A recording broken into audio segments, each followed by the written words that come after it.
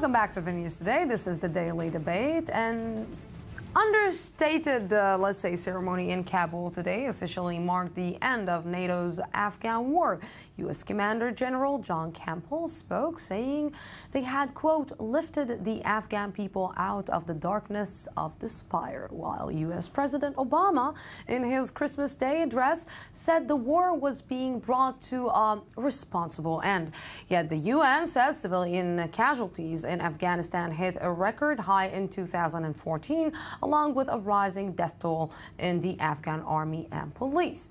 All things considered, was the war in Afghanistan a success or a failure, after what we just said? With me tonight is Owen Alterman, a research fellow at the INSS. Good evening. Thank you very much for coming. And also Dr. Amichai Magen, senior researcher at the head of political development at the International Institute for Counterterrorism. Good evening. Thank you very much for coming. Good to be here. Before we will start talking about was it a success or a failure, let's see what our viewers have to say about that. Nourid, good evening.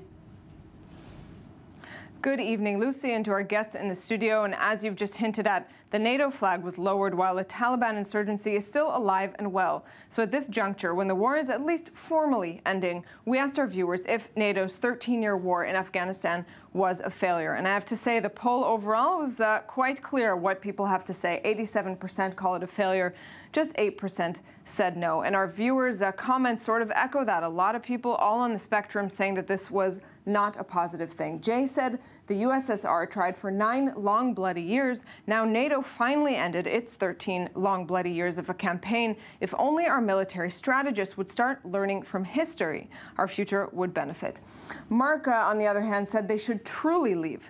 That means pulling out the 13,000 they plan to keep there instead of leaving them exposed as Taliban targets. So he's pointing to an important issue here that while the war is formally ended, there still will be thousands upon thousands of foreign troops still in Afghanistan to help train Afghan troops. And a good point there, just how exposed will they be to violence ongoing there? Bruce said the Taliban had no air power, no artillery, and mediocre technology, and still expanded their areas of control after the initial onslaught. He says a failure is clear, but whose? And let's end with Chris, who said the billions in aid given to Pakistan bought us a Pakistani haven for al-Qaeda and Afghanistan that has kept this war going. He says people need to be asking themselves what the big picture policy is. So overall, from what we heard, it seems people feel this war was a sort of gray area, neither here nor there. And on the surface, at least, it looks like the future is sort of a gray area as well. So for more clarification on that, I'll pass it back to you. Thank you very much, Nourid. You know, I will go back to the first comment that we just heard, and Jay saying that if only people could learn from history and learn from what happened in Afghanistan and start implementing it on what is happening right now in the region. And it seems that, I don't know how to call it, it's the biggest failure that we saw in a long, long time, and now everybody's celebrating this failure. Well, let's remember what the original goals were. The original goals were articulated in the Bonn Conference in 2001, shortly after the American invasion of Afghanistan. And the vision there was to build a functioning state, a democracy, with a thriving economy, and to provide security, to do what Condoleezza Rice later described as win the war, hold the territory, and build and then transfer back to the Afghan people. 13 years on, clearly the reality is very, very different. I would venture to say, Lucy, this is not just the end of an era for this particular mission. This is an end of the era of nation building, at least for the foreseeable decades. This is the end of large-scale, boots-on-the-ground, expeditionary counterinsurgency missions, whether it's in Afghanistan or in Syria or in Iraq. And we see that the war is certainly not over. There are going to be 12,000 troops remaining. But this is the new era. The new era is light footprint, advisory role, maybe combined with some special ops, but we're not going to see a repeat of this huge, gigantic, expensive state-building enterprise. What I'm trying to you're saying that this is the end of an era, and please, Owen, tell me that this is the end of an era that the West and maybe the United States is starting to understand that this is the end of an era of invading or trying to understand something that they don't. They don't understand the culture, they don't understand the country, they don't understand that you cannot impose democracy on countries that are not built for democracy, or you cannot just create a democracy in 2 days. Well, no one ever argued it could be created in 2 days, but, you know, as was said, it's apparent it can't be created in 13 years either. I don't know whether that's because of a lack of understanding of the country, or it's just that this is a place that's a mountainous country with many different ethnic groups, lots of divisions, decades of war, and it's not necessarily a cultural thing as much as a political thing. It's just a very, very hard place to structure and to organize, and for an outside force at any kind of reasonable cost to be able to really build the society into the vision that was outlined so long ago. So just like one of the comments said, that Afghanistan just became a safe haven to all these terrorist groups, and right now Afghanistan is just the land of terrorism in one way or another, and you're leaving it to people who are in one way or another not able to fight this. This is the $1 trillion question, right? Because we've seen levels, literally, right? It was a $1 trillion war, and this is the $1 trillion question going forward, because we have a paradoxical situation. We have a new president. Karzai is gone. We have Ashraf Ghani, who's a decent man by all accounts, an experienced development economist, someone who I believe is very dedicated to building a functioning Afghanistan. And we have an Afghan army which is today 350,000 members strong. The $1 trillion question is, will this army be able to provide security and gradually regain control of the country, or will we see the collapse in the Afghan army in a similar way that we saw the Iraqi army dissolve in the face of an insurgency? And not only what is happening right now with the Iraqi army is that they're facing another terror group. So if the United States is just putting a message out there and a statement out there that they were managed to, let's say, erase or to hit the big heads of the Taliban. But when you look at on the ground and what is happening on the ground, this is not the case, because Bush started this war and got into Afghanistan by, let's say, dividing the world for good and evil. And the Democrats, Barack Obama, was supposed to end it in some kind of a victory.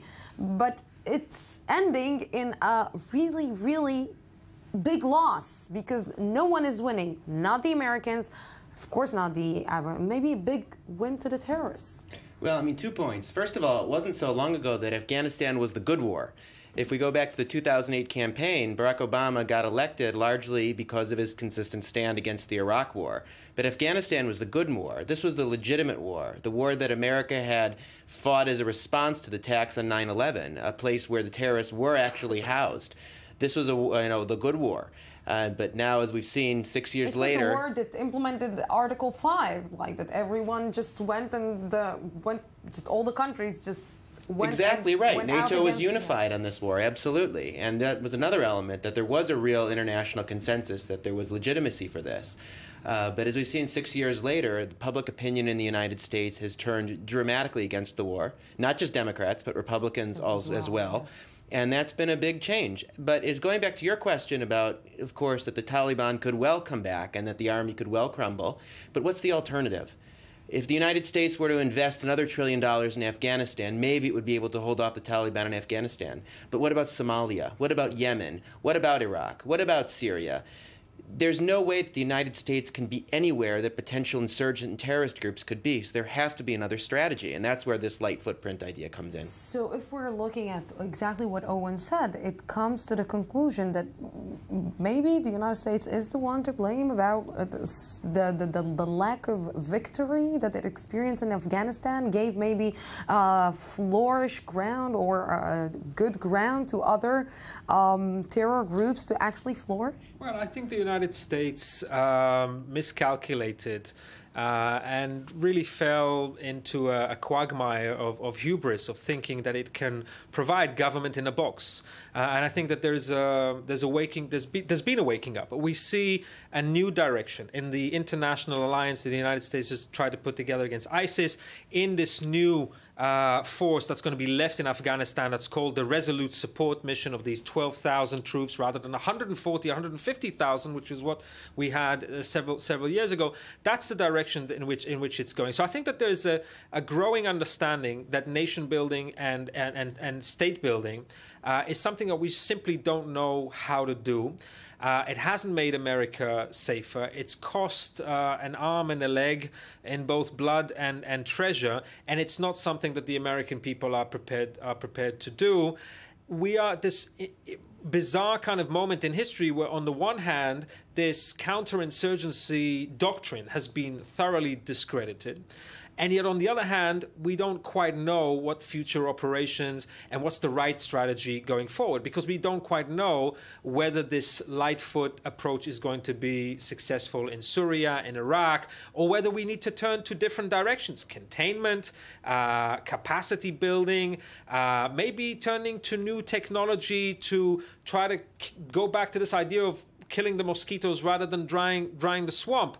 But there's just this kind of moment of confusion. But I think everybody understands that we just don't know how to state build. So basically you're saying that they left with Afghanistan with the same situation that they left Iraq? Potentially worse. Potentially. Possibly worse. Afghanistan's a country with much lower levels of education than Iraq, a much worse economy, and maybe even less potential than Iraq has. So what are we seeing as, let's say, the next steps? So what, the United States is just going to look at what is happening right now in Afghanistan and say, okay, let's try to help in one way or another? Or just it's taking its hands off the table and saying, that's it, we lost too much in this war, and now let them take care of themselves? Well, some of both. I mean, first of all, we shouldn't overestimate the importance of this actual deadline. The trend is very, very important, the trend of going from 140,000 soldiers to 13,000 soldiers. But the fact of what happens in Afghanistan on December 31st of 2014 won't be that different from what will happen on January 1st of 2015. There still will be an American presence there. They will be there as part of capacity building and educating and training the Afghan forces, but they'll also be there for something called counterterrorism operations. I'm not 100% sure how that's different from combat operations, which are ending. So these may be finer distinctions, but I do think that the trend is very, very important, and it's certainly true that this model of massive nation building, that model is broken. You know, in one way or another, what I'm trying to understand, because for me it sounds like keeping the status quo. And, you know, and we heard the status quo, this phrase here with Benjamin Netanyahu talking about Hamas and maybe talking about what is happening in East Jerusalem, and keeping the status quo, which means that what? The United States is right now will negotiate with the Taliban? Well, you know, there is no status quo, certainly not in the 21st century. Things are just too dynamic. They're too interdependent. If there is a status quo, it's very ephemeral and it's not very stable. I think there are contending forces here. I think on the one hand, there's an understanding that massive boots on the ground type of operations are not the way forward. And on the other hand, there's a sense that the threat has not gone away. The insurgents have not gone away. But at the same time, they are focused on the near enemy, on the local enemies, rather than on the far enemy. If, heaven forbid, there will be another massive high casualty terrorist attack on American soil or in a European capital, heaven forbid, and that attack will be traced back to another failed state, maybe Yemen, maybe Somalia, maybe Libya, then the rules of the game might start to change again. But we're at this moment right now where there's a lot of confusion and uncertainty about what's the right way to go. But even if that happened, I think the focus would be on the initial attack and on suppressing the group. Yeah. I don't think, though, that we would see then this next step of trying to have the state building and the nation building. No, I think would come under serious question. And I think the other thing that's happening, which is a little bit longer term, but very important in the longer term, is a shift away from human boots on the ground towards technology. It's intelligence gathering, massive investment in special ops, drone technology, and perhaps together with capacity building, training, assistance, and so on and so forth, we are beginning to see the contours of a future counterterrorism strategy. I want to try to finish with a positive note. What are the chances that the Taliban will try to get into some kind of negotiation with the government there and start to rebuild the country together, or to just pull off and say, okay, I'm seeing what is happening with ISIS. I don't want this to happen to me, so let's try to arrange something in this part of the world? Well, I think that's the open question, or the trillion-dollar question, as you put it. I think it'll depend on what the balance of power is on the ground, how well this army can function, how well the state can function, and how well it can really marshal public opinion to try to resist the Taliban. And if it does, and if the balance of power is in its favor, then the Taliban might be forced to come to the table. And how much the coalition forces are going to have any success on what is happening with ISIS. Yeah, and we shouldn't underestimate the lessons learned in the last 13 years. Very high-cost lessons, but we've learned lessons about counterinsurgency and counterterrorism, which might provide a silver lining going forward. Trying to be positive. We are trying, but it's not working. Gentlemen, thank you very much for this. We're going out for a small break, 2 minutes, and then we will be back for the I-24 News One-on-One. Don't go anywhere. 2 minutes.